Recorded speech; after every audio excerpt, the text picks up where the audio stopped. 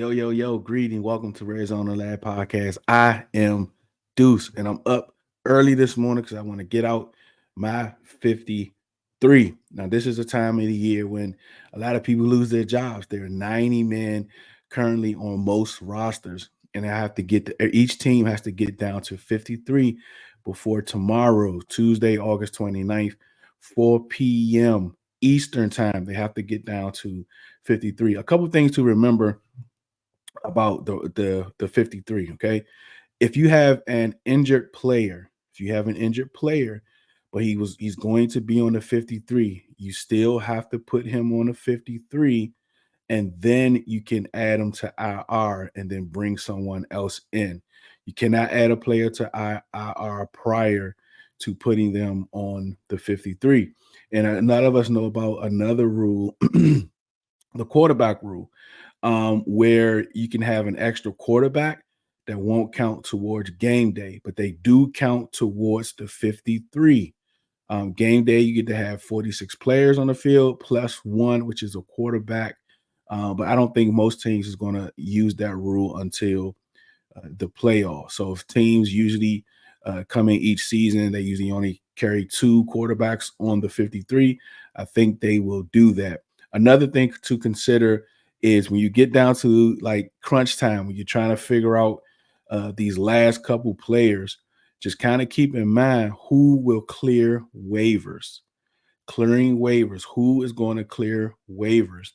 Because if you release a player and a team picks them up before they clear waivers, they have to add them to their 53-man roster. And for us, think of someone like Jake Fromm. There's been a lot of stuff about Jake Fromm being QB2. So just for Jake Fromm, do we believe that a team will add him to their 53 as their second or third quarterback? Those are some things to consider. But on the other side of this, let's build this 53. This is Hog Farmer Chris and the 2022 Commanders Fan of the Year. Before you listen to Red Zone in the Lab podcast, I want to thank you for your support in bringing awareness to the Hog Farmers Charitable Foundation, which helps children and their families affected by pediatric cancer. You truly make a difference. And with that being said, please don't forget to subscribe to the podcast on YouTube. All right, let's get to it. Appreciate all of you for tapping in with me on this early morning. Now, I'm going to add this building the 53. I have 26 on offense. I have 24 on defense, and I have 3 specialists. So this is building the 53 by Red Zone in the lab. Some people may have break even 25-25. Some people may have 24 on offense, 26 on defense.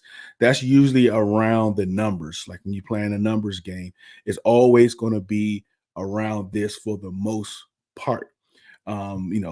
Between 24 to 26 on each side of the ball. It's always 3 specialists. You got your kicker, your punter, and your and your long snapper. And I always kind of wonder why teams don't there are no long snappers that start guard or start at center or tackle in college, because that's kind of wasting a roster spot. Because on Madden, I just cut them because the backup guard is always better at long snap. So I usually just cut the long snapper, right? All right. So let's get into it. What do you all want to do first? Let's do the offense first. Let's bring up the offense. All right. Let's bring up the offense. All right. Quarterbacks. Sam Howell, Jacoby Brissett. And I know I always troll about Fromm, but like Rick Dog Walker said, the EB effect is real, ladies and gentlemen. He's making Jake Fromm look like an NFL quarterback. You cannot doubt it. Yes, he played against lower talent in the NFL when you think about, low in second, third, fourth depth chart players, but his passes has been crisp. He's been dropping them in the bucket. He's been moving in the pocket well. He's been making good decisions. You cannot doubt any of those things. He looks better.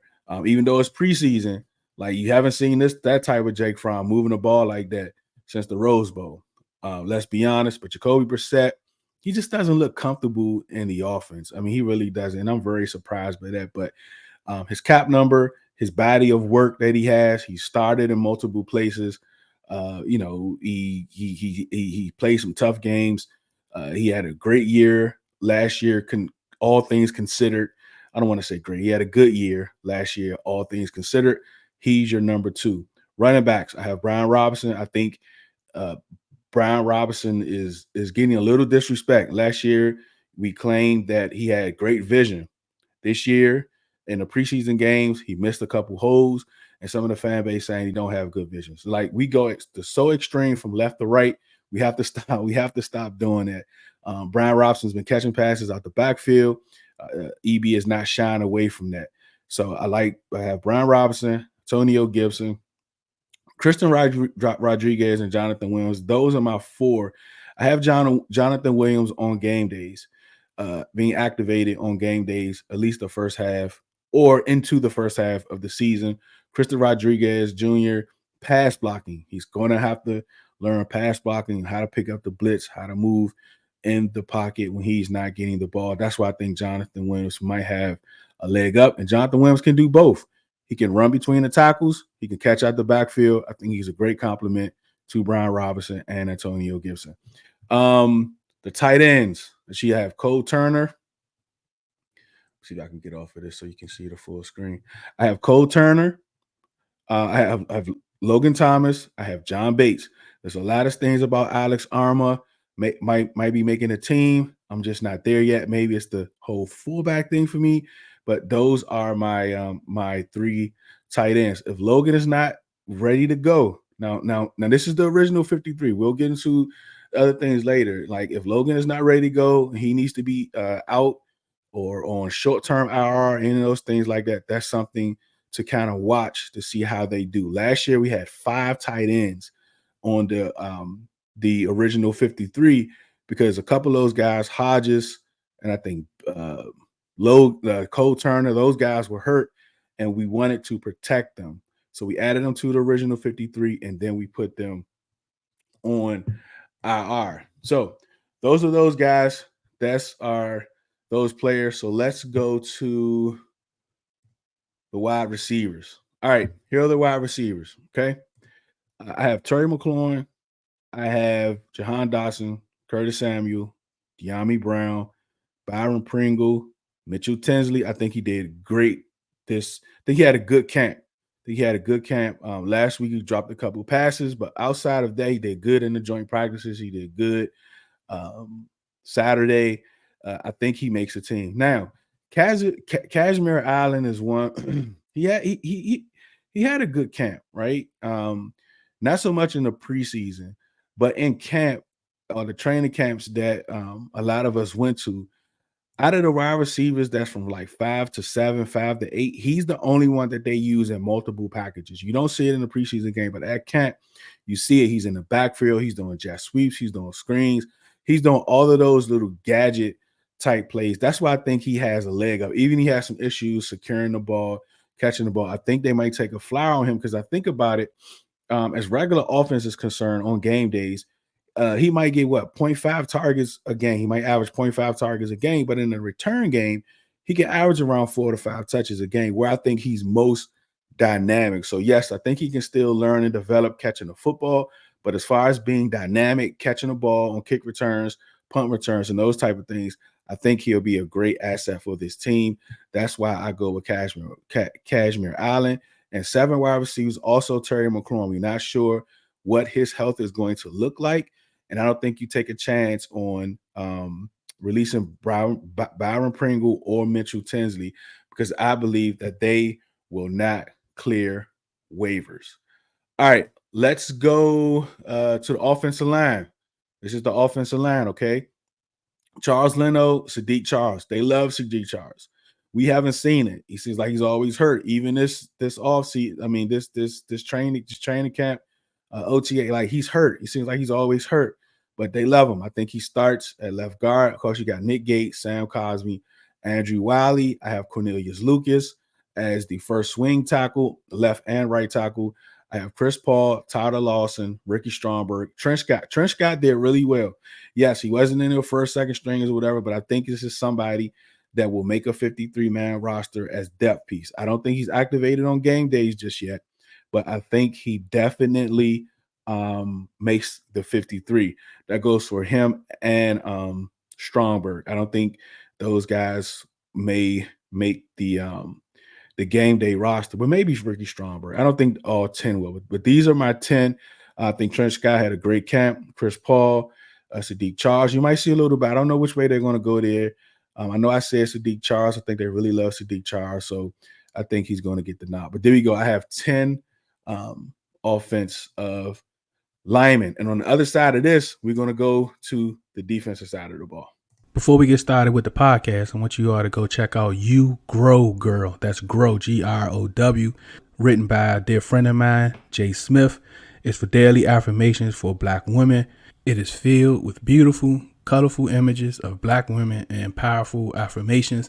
You can find it at Amazon. All right, let's get back to it.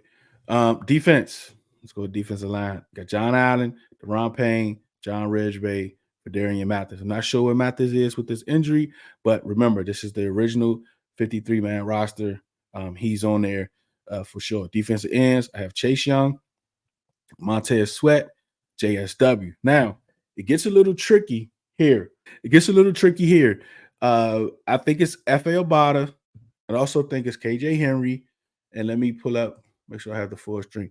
And I have Andre Jones. I think Andre Jones was one of the ones early in camp where I thought he may be released and he'll clear waivers and on the practice squad. I don't think so anymore. I think he had a better preseason than KJ Henry, but you got to think about it. Like where KJ Henry is, I think he did get better. I think he's developing. You know, you see some things with him, even though he plays, you know, against better talent than Andre Jones throughout the preseason. Andre Jones made a bigger impact of like, look at me, here I am. But it was against low def roster talent. I think Andre Jones has come a long way, but also Henry was so much in front of him that I believe that he's still not up there where Henry is. I think Henry is the better all around player. I think he has a higher upside. So I definitely think he makes this roster. And think about it.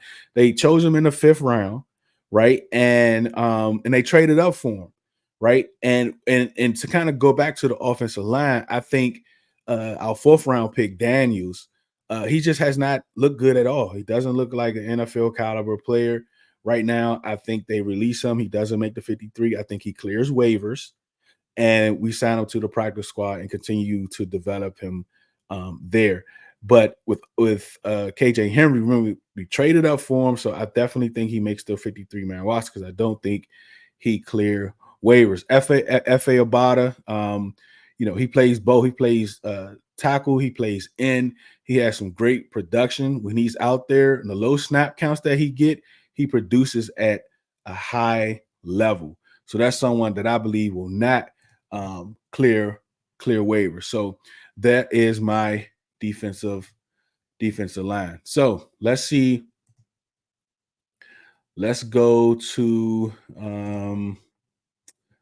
which way are we going? All right, linebackers. Let's go to linebackers. All right, so linebackers. Let's clear that screen up. Jamin Davis, Cody Barton, Kaliki Hudson, David Mayo. I know a lot of us like Milo Eifler, right? I think he clears waivers. I think he comes back on the practice squad. David Mayo, he hasn't played in front of David Mayo all camp. So I don't know why they will make a change now. David Mayo's here. Remember, David Mayo didn't play at all during the preseason last year, and he made a 53-man roster. Let's not forget that, right? So there we have it with the linebacker. Safeties, we already know Cam Curl, Derek Forrest, Percy Butler, Jeremy Reeves. I know I have Jeremy Reeves first and then Percy Butler. I think Jeremy Reeves is a great player. Percy Butler has really progressed. He's gotten a whole lot better. You know, his thing in college and coming into last year is just he over pursues, right? It's hard for him to break down. It's kind of what we used to call OC, but that has come down. He has calmed down. He's breaking down. He's getting to the ball. He's showing more patience. That's great for us. I think our secondary is in Good hands. I like Percy Butler there. Let's go to what's next? Yes, cornerbacks. Here we go. Yeah, so Kendall Fuller, Manu Forbes, BSJ, however you want to do it, however you want to, whatever. We'll see what they come out with. We'll see who starts, who doesn't. We'll get into that a little later. Danny Johnson has been playing great. He's always comes in. He does his job. No, he's not all world, but he's a great depth piece. Anytime we need him, he comes in, he plays right away. Quan Martin, he had a good interception.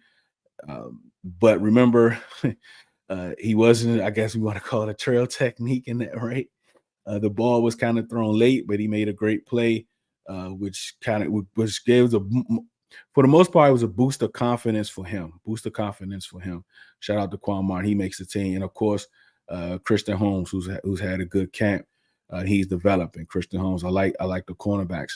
And then last but not least, our specialists, Josh Wade, Joey Sly, Cameron Cheeseman. I think that's it. I think I got through all of them. Let me make sure. I think I did. Nick Gates, Sam Howell. Yep, that's everybody, right? That is building the 53. That is my official 53-man roster. I have 26 on offense, 24 on defense, and 3 specialists. That's my 53. I'm about to try to get this out before they start releasing people. So let me get out of here. Remember, do it because you love it, not because it loves you. One beat, one sound, one heart, one love. Thank you for listening to Red Zone in the Lab podcast. Please subscribe to YouTube, Apple, Spotify, Google, and wherever else you get your podcasts. Also, follow us on Twitter, Instagram, and Facebook. Remember, do it because you love it, not because it loves you. One beat, one sound, one heart, one love.